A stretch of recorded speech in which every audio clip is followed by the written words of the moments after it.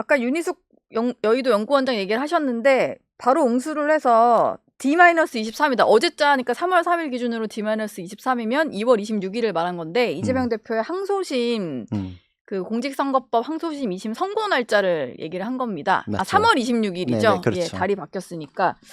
뭐 그런 얘기를 했고 근데 민주당에서도 이 대표의 어떤 사법 리스크 이게 선고 날짜가 다가오다 보니까 좀 현실화되는 거잖아요. 근데 일찌감치 이걸 좀 이런 프레임을 짜기로 한 모양인데 헌법 84조 얘기를 꺼내면서 이게 대통령의 어떤 임기 중에 형사소추 문제를 다룬 헌법 조항인데 대통령에 당선이 되면 진행 중인 재판은 멈추는 게 다수설이다. 이재명 대표가 먼저 띄웠고요. 어제는 전현희 국민의힘 최고위원까지 글을 올려서 이 주장에 힘을 실었는데 뭐 한 5가지 정도 이유를 들었어요. 근데 그중에 제가 좀 눈길이 갔던 게 이런 건데요. 주권자의 결단을 우선해야 된다. 뭐 이런 표현을 썼더라고요. 왜냐면은 그 대선 후보로 나온 사람의 형사재판 문제를 알고도 표를 행사를 한 거고 유권자들의 선택으로 대통령에 당선이 됐으니까 수사기관이나 사법기관의 판단보다 이 유권자의 표심을 우선하는 게 민주주의 원칙이다. 이런 해석인데 이건 법조인으로 보시기에는 가능한 논리인가요? 아니요. 가능할 수가 없죠. 가능할 수 없어요? 네, 그럴 것 같으면 상권 분립을 나눠놓은 이유도 없고 예. 사법부의 독립을 얘기할 이유도 없고 그 판결에 의해서 당선무효나 이런 것들을 규정할 이유도 없죠. 그러면은 모든 사람들이 당선이 돼버리면 그 이후로는 뭐 공직선거법상에 아무런 수사도 안 받아도 되는 거 아닌가요? 그렇죠. 그러니까 승자 독식의 정글이 돼버리는 거죠. 이제 룰이 없죠. 그냥 이기면 다 가질 수 있고 이기면 오히려 재판도 안 받고 처벌도 안 받고 그러면 어떻게든 더 이기기 위해서 더 말도 안 되는 수단들을 동원하게 되어 있잖아요. 그럼 이제는 규칙이 없는 나라가 돼버리는 거예요. 그리고 그런 나라 되지 말라고 국회의원들이 법을 만든 거 아니겠어요? 네. 그래 놓고서 국회의원들이 법 지킬 필요 없다. 법도 의미 없다. 라고 하면은 결국은 선동에 의해서 광기가 지배하는 시대가 되는 거거든요. 어느 한쪽이라도 시스템을 지키기 위해서 국권이 지켜야 되는 최후의 보루들을 만들어 놓은 거예요.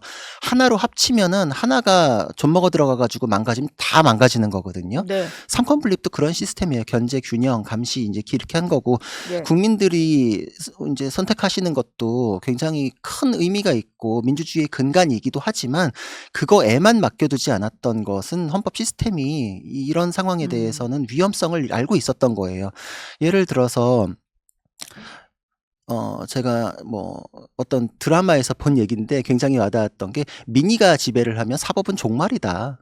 민의가 지배를 하면 네. 그러니까 우리 국민들의 의견도 중요하지만 수사기관에서 수사한 그 방대한 수만 쪽의 기록 그거를 그대로 넘겨서 재판부에서 그게 진짜 맞는지 틀린지를 증인들 다 불러가면서 확인하고서 유무죄에 대한 판단을 하잖아요. 네. 그때까지 유무죄에 대해서 여론조사 막 출렁출렁 움직이고 막 이래요. 근데 우리가 그 기록 다 봤나요?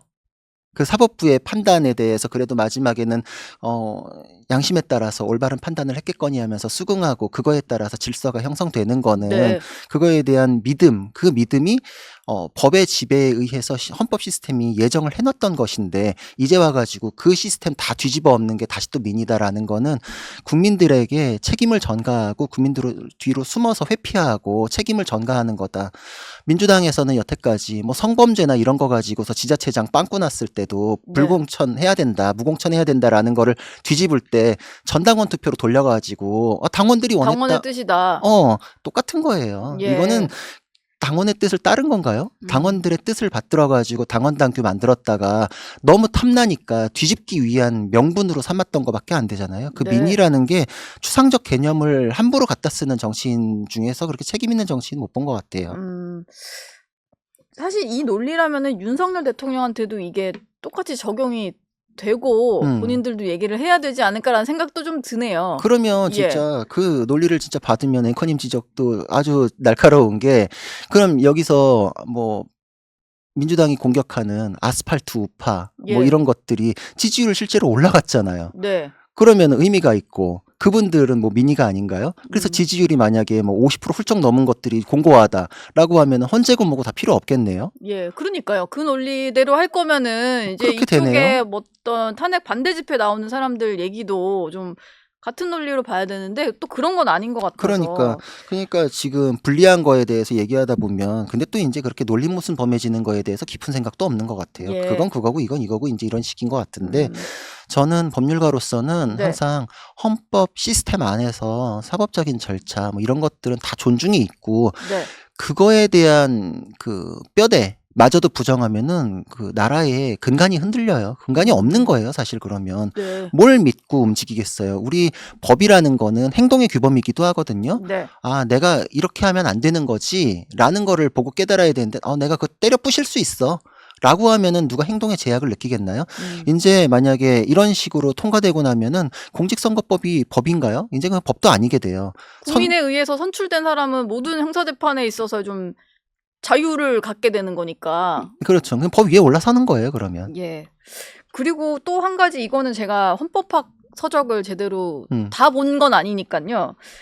전현희 최고위원이 이제 형사재판이 중단된다라고 하면서는 5번째 이유가 뭐냐면 대통령직 수행을 위해서 기존의 재판이 중단된다는 게 헌법학계의 다수설이다. 이건 뭐 이재명 대표가 했던 얘기인데 전 의원은 한 수를 더 떠서 대다수 헌법학 교과서에 대통령의 기존 형사재판은 중단된다고 명시되어 있다. 이런 표현을 썼어요.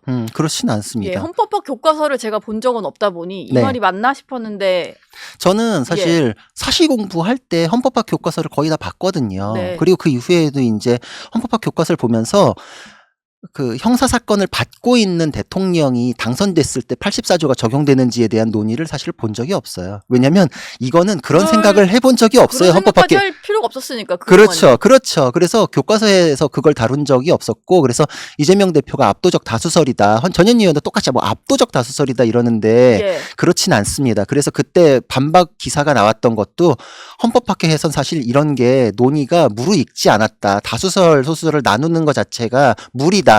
라는 게 사실 팩트예요. 논의가 사실 제대로 된 적이 없다라는 게 좀 맞겠네요. 그렇죠. 제대로 예. 된 적이 없고 지금 전현희 의원이 얘기한 거 인용한 것도 제가 봤어요. 그래서 찾아서 봤는데 네. 교과서만 언급한 것도 아니고 무슨 뭐 변호사가 어떤 기사에서 언급한 거 막 이런 것도 따왔는데 이게 이재명 대표 때문에 작년하고 올해 최근에 인터뷰한 것까지 다 긁어서 이제 몇몇 분의 언급을 이게 뭐 SNS 써놓으셨더라고요. 네. 근데 뭐 변호사가 발언한 것까지 다 해가지고서 몇몇 분 정도 따온 거 가지고서 뭐 압도적 다수설 얘기할 것 같으면 우리나라 법조인이 몇만 명이에요.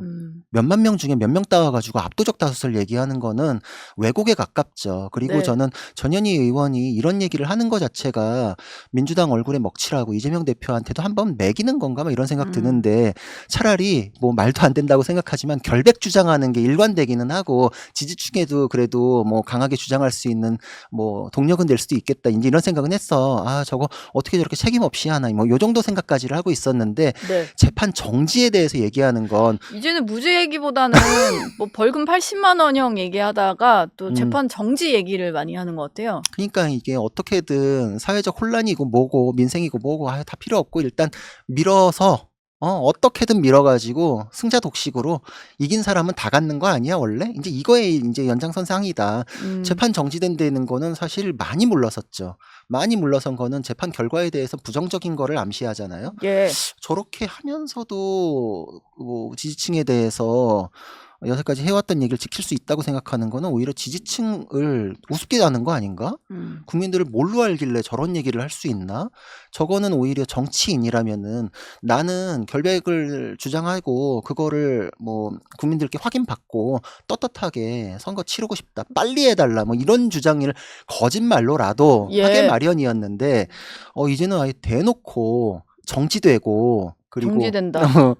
정지되고 이게 뭐 승자 독식이고 공직선거법에 대해서 지금 개정 논의 뭐 이런 것도 엄청 띄웠잖아요, 민주당이. 네. 저는 정지에 대해서도 이렇게 얘기할 것 같으면 선거 이후에는 민주당이 뭐 법안 만드는 거야 뭐 일도 아니잖아요. 네. 공직선거법을 아예 그 행위에 대한 부분을 도려내가지고 폐지할 것 같아요. 그럼 이제 대법원 선고 남아있는 상태에서 이제 재판이 뭐 날아가 버리거든요. 예. 처벌 규정이 없어지니까. 네. 이제 그런 상황이 될 것 같아요. 이제 또 그러면 이제 만약에 정말 생각하기도 싫지만 이재명 대표가 당선이 된다면 뭐 민주당의 뜻이라고도 안 하겠죠. 국회의 뜻을 존중해서 거부권 행사 안 하겠습니다. 이러면 그냥 없어지는 거예요. 그냥 법 개정 같은 걸로 또 어떤 방법을 쓸 수 있다. 그게 제일 위험한 거죠.